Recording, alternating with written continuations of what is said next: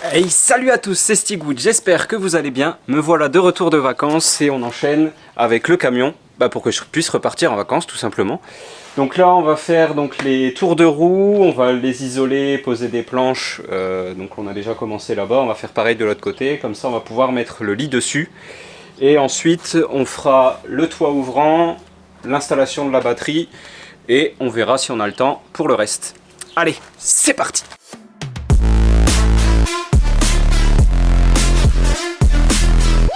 Alors on attaque avec les tours de roue, donc on va faire un coffre en bois en fait qui va venir supporter le lit, donc il faut que ça soit bien costaud, donc c'est pour ça qu'on a un cadre en tasseau et qu'on vient mettre du contreplaqué de 1 dessus, qu'on va fixer à la fois dans la paroi et dans le sol.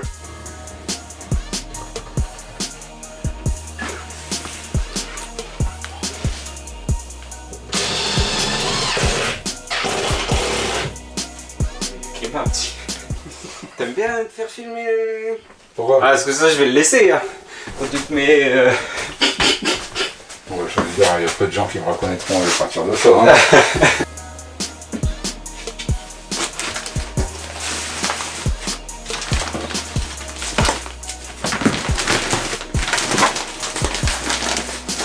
Ça, si on se fait contrôler par la douane, en tapant, ils verront que c'est creux quand même. Parce que c'est bon, les frayeurs où ils font croire qu'ils vont démonter tout le truc que j'ai donné. Hein. Voilà, donc nos tours de roue sont maintenant isolés et finis, donc voilà à quoi ça ressemble. On est maintenant en train donc de faire le lit, donc on va venir poser donc le lit dessus. On est en train de couper les deux 240 pour faire la largeur du lit. Comme ça on va pouvoir faire les tasseaux dans le camion et une fois que ça sera fait, on finira l'armature du lit pour la poser. Pendant que mon père est en train de faire donc le lit, je vais vous montrer ça juste après, moi j'ai installé donc le coupeur de batterie. C'est un petit système en fait qu'on vient brancher comme ça et qui va se relier à la batterie du moteur. Ce qui fait que quand on va rouler, les deux batteries vont se charger, pardon, et quand on va utiliser ici tout le système électrique, ça ne va pas décharger la batterie du moteur. Comme je vous le disais, pendant que j'ai fait ça, mon père, lui, est en train d'installer donc le lit, en train de faire toutes les lattes. Et donc, hier, on a juste installé ces petites cales qui permettent au lit de venir se glisser juste en dessous et d'éviter de basculer.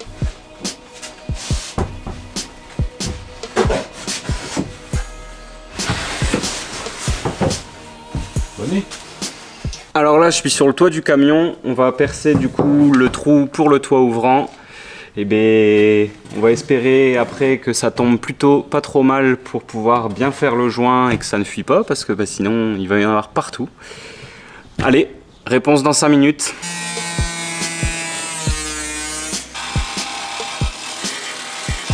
Il y a un cruche dans mon camion. Alors là, comme ça, c'est pas mal, hein, mais ça va prendre un peu l'eau, quoi. Au fait, j'en profite pour te dire, oublie pas de t'abonner, hein. Maintenant qu'on est ouvert sur le monde, abonne-toi donc. Ça y est, le toit ouvrant est maintenant posé, donc on est en train de mettre des tasseaux juste ici avec des petits plats pour prendre en sandwich la tôle du toit, histoire que ça soit bien fait. Comme vous pouvez le voir sur mes mains, bon, on a bien siliconé, donc c'est de la colle et en même temps du silicone pour jointer. On va laisser ça sécher toute la nuit et demain on verra s'il n'y a pas de fuite et on continuera à faire le camion. Ça y est, on est parti pour isoler le plafond et poser le lambris. Donc on a déjà posé les deux premières en étant bien aligné ici. On n'a pas oublié de passer le fil qui va vers l'extérieur parce qu'après ça sera beaucoup plus compliqué. Donc on va pouvoir mettre avec ça une petite lumière pour le soir manger dehors. Et après, donc une fois que tout sera isolé et le lambris posé, on va pouvoir poser le bandeau de LED sur tout le contour ici. Le toit est maintenant posé. Donc voilà ce que ça donne avec donc du coup notre petite ouverture pour le toit ouvrant juste ici. Donc on a fait un trou avec des arrondis pour que ça soit tout propre. Et notre petite manivelle pour l'ouvrir juste ici. Pendant que, que mon père finissait de poser le plafond ici, moi je me suis occupé de faire ceci qui est une lampe pour l'extérieur. Et on a donc juste ici, donc pour vous montrer un petit détail, dans le plafond fait une encoche pour venir faire la paroi de notre armoire ici en hauteur. Donc elle est fixée sur le plan de travail ici, et comme là on n'a plus rien pour la fixer, on s'est fait une encoche dans le plafond pour la caler ici en haut et donc pareil pour l'autre paroi juste ici. Là maintenant on est en train du coup donc d'isoler les derniers petits détails, les derniers petits trous comme ici et on va y poser donc des éléments comme celui-ci en les mettant, si j'y arrive, en filmant c'est pas évident, comme ça. L'armoire est maintenant un petit peu plus avancée, donc comme je disais tout à l'heure, on l'a bloqué dans le plafond. Là, on vient de faire donc les étagères. Donc bon, bah là, il n'y a plus rien qui bouge. Et là, donc on va faire maintenant les portes. Donc c'est ce que on est en train de tracer juste ici. On va faire les portes pour bloquer ici. Et moi, pendant ce temps-là, j'ai donc tout ici masqué pour pouvoir peindre mes tours de fenêtre en noir. Et dans 10 minutes, c'est une peinture qui sèche assez vite, dans 10 minutes ça sera sec au toucher, j'enlèverai tout le ruban de masquage et on pourra poser le film teinté sur les vitres à l'arrière.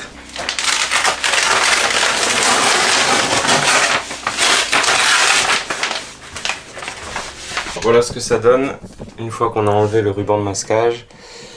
Donc on a un beau tour de fenêtre bien noir, tout propre. On a essayé de poser donc le film teinté sur la fenêtre. Le seul souci, c'est qu'en fait c'est une fenêtre qui a une forme bombée dans ce sens-là. Et dans ce sens-là, donc le film vient toujours se pincer, faire des bulles, tout ça, c'est vraiment la galère. Donc j'ai pris rendez-vous chez un pro qui va me faire ça, parce qu'on n'y arrivait vraiment pas. On a en attendant posé donc la petite baguette ici qui vient faire la jointure entre les deux cloisons pour éviter d'avoir un petit trou, donc ça vient habiller. Et on a également aussi fait les premières portes pour les armoires avec une charnière ici et donc il y aura un loquet qui viendra se mettre sur le côté. Vous inquiétez pas, de toute manière je vais vous montrer comment on a fait ça parce qu'il reste encore plein d'armoires à faire, donc je vous montrerai. Et là ce qu'on va faire du coup, je pense qu'on va en faire une justement, on va faire celle pour la batterie et le chargeur. Donc on a également posé notre petit différentiel et notre disjoncteur. Donc il y aura une prise ici pour le chargeur de la batterie et ensuite ça s'en va. Et on a des prises ici et une prise ici pour le frigo qui marche en 12 et en 220. Bon allez c'est parti, on attaque la petite armoire pour tout ça.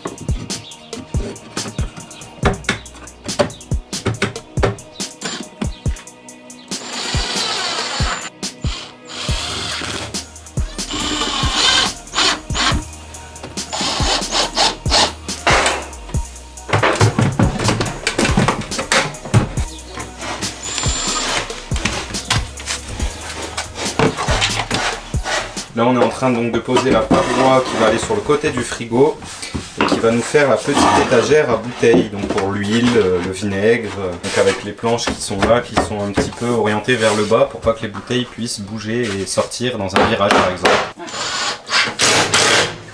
Alors cette petite baguette que j'ai posée là juste en dessous du lambris, c'est pour venir déjà donc finir un petit peu ici parce qu'il y avait encore des trous derrière. Donc déjà ça vient habiller et j'ai fait aussi une petite encoche dans le bois à la défonceuse et je vais venir y mettre mon bandeau de LED à l'intérieur, comme ça on le verra pas et ça sera nickel. Et voilà, c'est monté. Je me suis fait arrêter en plein boulot parce que on est en train de poser le frigo, il va falloir qu'on règle la hauteur des pieds. Donc là, je dévisse moi. De quel côté? Là. On est pas mal là. Normalement la dalle elle est à peu près droite. Magnifique. Là on est en train d'installer les petites armoires pour nos vêtements, donc on est en train de la fixer sur la paroi et on a fait exprès donc de prendre des repères ici parce qu'on sait avec la paroi qu'on a mis là que derrière on a un renfort en métal. Donc c'est pour ça que c'est à cette hauteur là, comme ça on peut venir se fixer dedans et que ça soit un peu plus solide parce que il va y avoir un peu de déport quoi. On a remis des renforts etc. Et on a fait exactement la même donc côté cuisine au-dessus du plan de travail. Et là je viens d'installer les LED qui viennent donc juste derrière cette petite baguette pour être cachées. Et voilà comment ça éclaire. Là ici j'ai laissé pendre en fait parce qu'après on va rajouter tout là une planche pour tenir en fait ça qui s'en va. En même temps, j'en profiterai du coup pour mettre le bandeau de LED dans la planche jusque de l'autre côté. Et l'éclairage, ça sera fini. Alors il y a eu encore pas mal d'avancées, donc on a fini donc cette armoire là avec donc le frigo, ici la petite étagère à couvert et ici pour les bouteilles. On a aussi fait donc cette armoire là et du coup j'en ai profité, j'ai fait mon petit bandeau de LED. Là je suis en train de préparer mon réservoir d'eau propre que je vais mettre ici. L'eau, donc le tuyau va passer là, arriver ici sur un petit robinet. Et pour le remplir, il y aura un petit trou dans la carrosserie ici, avec un système, donc avec un bouchon et qui sera étanche pour le remplir. La cuve à eau est posée, donc une fois qu'elle sera remplie, comme c'est une poche souple, elle va se gonfler et venir s'adapter à la forme. Donc c'est une capacité maximum de 150 litres. On n'aura pas forcément 150 litres parce que ça va venir épouser la forme, donc voilà. Mais on aura déjà un beau volume et donc il me restera à faire le trou ici pour le remplissage de la cuve et venir y brancher ce gros tuyau.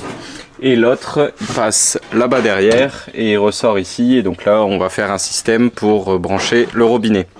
Là en attendant on est en train de faire donc cette armoire là avec donc des étagères ici. Là il y aura la poubelle, donc on en fait une de moins, et ici il y a notre petit angle en rappel du plan de travail où je pourrais poser la bouteille de gaz pour le réchaud et des choses comme les clés, le fil à linge, des choses comme ça. Bon bah allez, il n'y a plus qu'à. On a installé le robinet donc pour l'eau, donc le réservoir je le rappelle est juste au-dessus ici, donc on n'a pas besoin de pompe, rien qu'avec la gravité l'eau va descendre jusqu'à notre robinet. Et je vais vous montrer une petite astuce parce que comme vous le voyez ici c'est pas droit, donc il faut à chaque fois quand on met une planche comme ici adapter pour que ça vienne se jointer. Et donc l'astuce qu'on a trouvée, c'est qu'on vient couper la planche à la bonne hauteur, on vient la glisser le plus possible vers la paroi, on garde une petite marge ici par rapport à ce qu'on voudrait et on vient faire une petite entaille comme ça dans une planche de bois qu'on vient poser.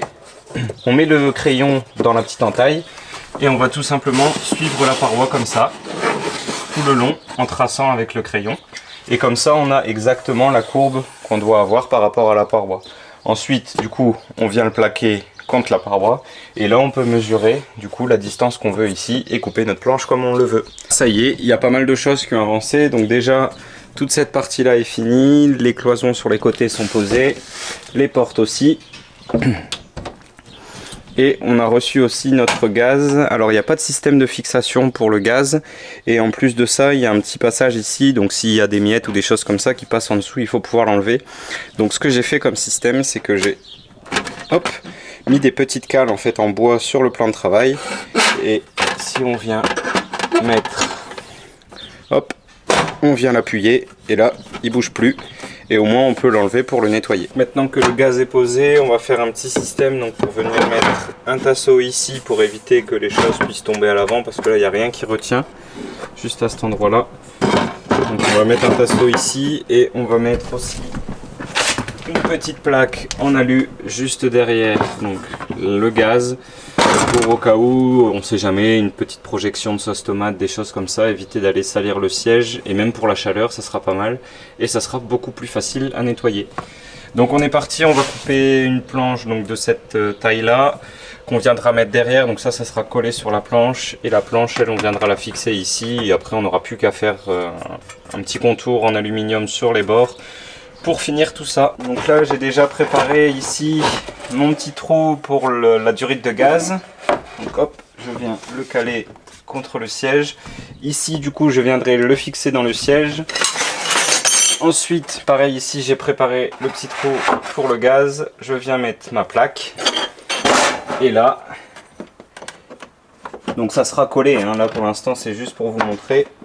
Je pose mes petits U. Et voilà, j'ai une magnifique plaque qui protège mes sièges de la chaleur et des projections de sauce, etc. Toute neuve. Bon, j'ai essayé d'aller chercher la durite de gaz pour pouvoir continuer d'installer cette chose, mais le centre de camping-car et de caravaning de ma région est fermé en ce moment. Donc ben c'est tout, il rouvre lundi, j'irai le chercher plus tard. En attendant, j'ai mis du ruban de masquage tout le tour du camion. Et je vais m'amuser maintenant du coup à faire un joint en silicone. Pour comme ça, quand je vais laver, ça évitera que l'eau aille dans le bois ou même en dessous du plancher.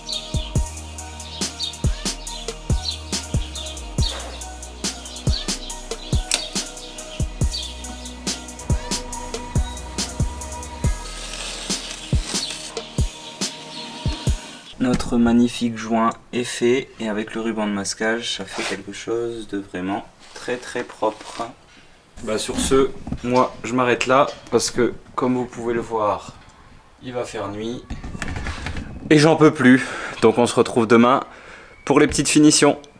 Allez, c'est parti. Après une bonne nuit, on va attaquer la lasure. Les amis, on se retrouve, on est quelques jours plus tard, comme en témoigne ma coupe de cheveux. On va attaquer les finitions sur le camion. Donc on a le lit qui est déjà posé. On va avoir le petit assaut à mettre en bas pour retenir donc le toilette, la table, les chaises, etc. en dessous du lit. On va avoir le branchement du gaz à faire avec le petit trou juste derrière là. Et le branchement de l'eau sur le toit pour pouvoir remplir le réservoir. On attaque tout de suite avec la pose donc, du petit bouchon pour pouvoir remplir le réservoir. On va avoir un trou à faire dans la carrosserie de ce diamètre là et la chose que j'ai trouvée et qui se rapproche parfaitement du diamètre de ça, c'est un petit rouleau de Chatterton. Donc je vais poser le rouleau sur le toit, je fais un tour au crayon et on n'aura plus qu'à découper.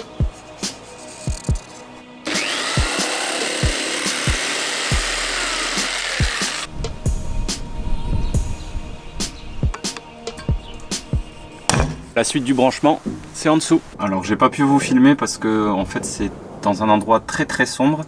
Mais donc en gros, le système qui est à l'extérieur, on le voit juste là. Donc j'ai rebranché un tuyau qui vient se brancher directement au bouchon de remplissage du réservoir. Il fait, quand il est vraiment rempli à fond, 150 litres. Moi j'ai quelques plis ici et là, donc à mon avis, on va pas être à 150 litres. Je sais pas exactement à combien on sera, donc je vais pas vous raconter n'importe quoi.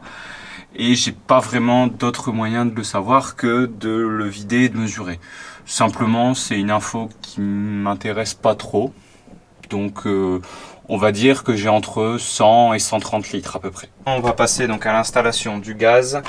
Il me reste de petits trous pour le tuyau à faire derrière ça. Je viens de démonter le siège pour pouvoir passer ma lime. J'ai fait donc ma petite encoche juste ici pour passer mon tuyau.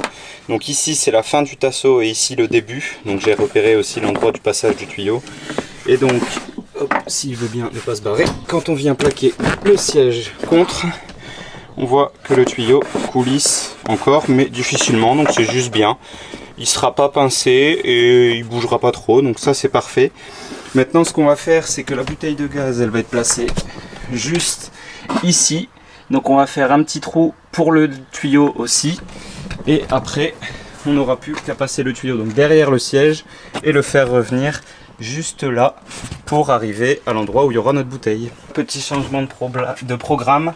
Ma bouteille sera tout en bas et je vais rajouter un tasseau ici pour la caler, tout simplement parce que on avait calculé pour que la bouteille passe, mais on avait juste oublié le détendeur et j'ai essayé de toutes les manières possibles, elle veut pas passer, donc c'est pas grave, elle va aller ici, un petit tasseau là, elle sera calée et donc j'ai juste à faire mon trou là.